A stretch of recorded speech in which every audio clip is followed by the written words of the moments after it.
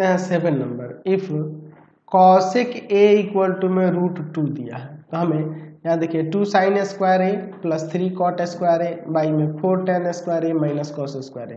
तो हमें sine cos tan cot ये सब पहले वैल्यू निकालना होगा तब ना इसका, तभी ना हम लोग इसका पूरे का वैल्यू निकाल पाएंगे। चलिए हम लोग पहले साइन ए से देखते हैं। तो साइन ए के लिए हम लोग देख सकते हैं 1 बाई कॉसेक ए हो जाएगा, यानी कि ये 1 बाई √2 आ जाएगा। कॉस के लिए हम लोग देख सकते हैं कॉस ए इक्वल टू में √1 माइनस का साइन स्क्वायर है, यानी हो जाएगा √1 माइनस का 1 बाई √2 का स्क्वायर, यानी आ जाएगा 1 माइनस का 1/2। ठीक है, चलिए यहाँ पे एलसीएम हो जाएगा 2 माइनस 1, यानी ऊपर आ जाएगा 1 और नीचे 2, यानी आ जाएगा यहाँ पर 1 बाई √2।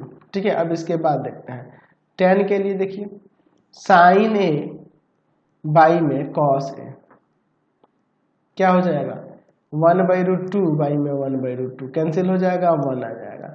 tan हो गया। कॉट के लिए भी देख लेते हैं। कॉट के लिए क्या हो जाएगा कॉस ए और बाई में साइन ए, यानी आ जाएगा इसका भी 1 बाई √2 और बाई में 1 बाई √2, ये आपका 1 आ जाएगा।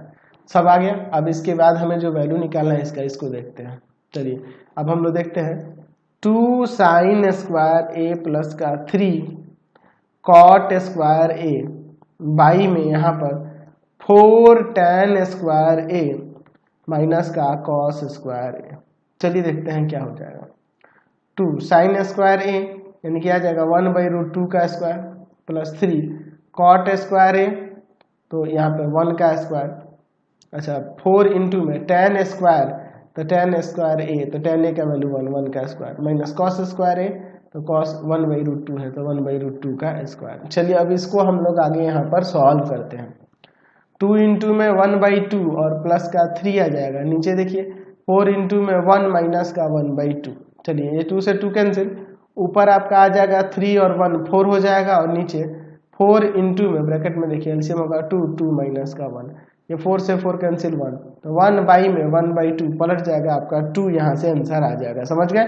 नेक्स्ट क्वेश्चन पे चलते हैं। नेक्स्ट